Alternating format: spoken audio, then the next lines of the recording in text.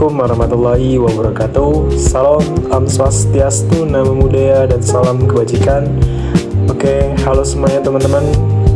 Sebelum saya melanjutkan video materinya, izinkan saya memperkenalkan diri saya terlebih dahulu. Perkenalkan, nama saya Sahdil Darah Mulia. Saya berasal dari Program Studi Pendidikan Bahasa Indonesia, Fakultas Keguruan dan Ilmu Pendidikan, Universitas Bengkulu. Halo semuanya, salam kenal. Halo semuanya, pernah kepikiran gak sih gimana caranya sebuah sekolah bisa punya lab keren atau perpustakaan yang bukunya lengkap banget? Nah, jawabannya itu ada di satu hal yang paling mendasar, uang. Hari ini kita bakal bongkar rahasia di balik manajemen keuangan sekolah dan melihat gimana caranya setiap rupiah itu diatur biar jadi pendidikan yang berkualitas. Yuk, langsung aja kita mulai. Pertanyaan ini kelihatannya simpel ya, tapi sebetulnya ini tuh jantung dari semua kegiatan operasional sekolah. Coba bayangin, kebutuhan kan banyak banget ya, mulai dari gaji guru, bayar listrik, sampai hal-hal kecil lainnya. Terus gimana kita bisa yakin kalau nggak ada satu rupiah pun yang sia-sia? Ini bukan soal administrasi doang loh, ini soal masa depan pendidikan kita. Nah, mari kita cari jawabannya bareng-bareng. Faktanya gini, pendidikan berkualitas itu ya butuh biaya, nggak bisa gratis.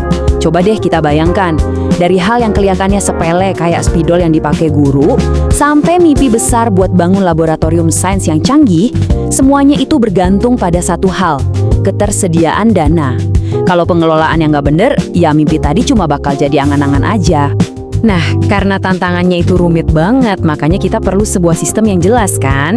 Disinilah muncul yang namanya manajemen pembiayaan pendidikan. Dan ini ya, jauh lebih dari sekedar catat-mencatat uang masuk keluar. Ini tuh sebuah strategi, sebuah cara berpikir, biar setiap dana yang ada itu bisa ngasih dampak yang paling maksimal. Oke, jadi apa sih sebetulnya manajemen pembiayaan pendidikan itu? Gampangnya gini, ini tuh sebuah proses yang berputar, isinya ada 4 langkah penting. Pertama, perencanaan. Di sini kita mikirin matang-matang semua kebutuhan. Kedua, pengorganisasian alias kita bagi-bagi dananya. Ketiga, pelaksanaan. Nah, ini pas uangnya dipakai sesuai rencana. Dan yang terakhir, dan ini krusial banget, pengawasan. Buat mastiin semuanya benar-benar jalan sesuai jalur. Dan semua proses tadi itu harus pegang 4 prinsip kunci ini. Ingat ya, ada 4. Efektif, artinya uangnya beneran nyampe ke tujuan, yaitu ningkatin kualitas belajar. Efisien, artinya nggak ada buang-buang duit. Transparan, artinya semua orang bisa lihat uangnya lari kemana aja. Dan terakhir, akuntabel, yang berarti setiap pengeluaran itu bisa dipertanggungjawabkan. Nah, 4 ini nih standar emasnya. Oke, definisinya udah dapat ya. Sekarang yuk kita gali lebih dalam lagi. Sebenarnya tujuan akhirnya tuh apa sih? Kenapa ini jadi penting banget buat tiap sekolah? Ayo kita lihat satu-satu. Yang pertama, dan ini yang paling dasar banget, adalah untuk menjamin ketersediaan dana. Coba bayangin deh, kalau di tengah-tengah semester, sekolah tiba-tiba nggak bisa bayar listrik atau kehabisan kertas buat ujian. Wah, bisa kacau kan proses belajarnya? Nah, tujuan pertama ini ya untuk mastiin kegiatan sekolah itu jalan terus tanpa ada gangguan. Kedua, bukan cuma soal punya uangnya, tapi soal gimana kita pakai uang itu dengan pinter. Efisiensi itu kuncinya di sini. Tujuannya apa? Ya buat dapat hasil paling maksimal dari setiap rupiah yang dikeluarin. Jangan sampai ada anggaran yang kebuang buat hal-hal yang nggak perlu. Nah, ini dia nih tujuan utamanya. Ujung-ujungnya semua angka, semua anggaran itu muaranya cuma satu, ruang kelas. Tujuannya ya buat bikin lingkungan belajar yang enak, guru bisa fokus ngajar, murid bisa nyaman belajar, tanpa perlu pusing mikirin masalah finansial sekecil apapun. Dan yang terakhir, ini soal visi jangka panjang. Manajemen keuangan yang bagus itu bukan cuma buat bertahan hidup dari tahun ke tahun aja, tapi buat berkembang. Dengan alokasi dana yang strategis, sekolah itu bisa terus berinovasi, fasilitasnya jadi lebih bagus, dan akhirnya kualitas pendidikannya juga ikut naik kelas. Oke, sekarang pertanyaan selanjutnya yang logis banget, emangnya duitnya datang dari mana aja? Yuk kita telusuri aliran dananya. Ternyata sumber dana sekolah itu datang dari banyak pintu loh. Yang paling utama biasanya dari pemerintah, baik itu pusat maupun daerah. Terus ada juga kontribusi dari masyarakat, contohnya iuran dari orang tua siswa. Belum lagi ada dukungan dari pihak swasta, mungkin dalam bentuk beasiswa, atau bahkan ada juga dana hibah dari berbagai organisasi. Jadi ini kayak sebuah ekosistem pendanaan yang saling dukung. Sip, kita udah tahu tujuannya, udah tahu sumber dananya dari mana. Sekarang kita masuk ke bagian yang paling penting. Gimana sih cara ngelolanya? Yuk, kita bedah prosesnya langkah demi langkah. Nah, prosesnya ini kayak siklus yang punya 4 tahap. Dimulai dari perencanaan.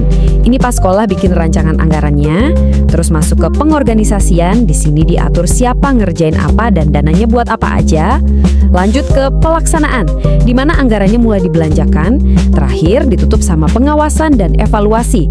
Di tahap ini dicek lagi semua udah bener belum, sesuai rencana awal atau enggak.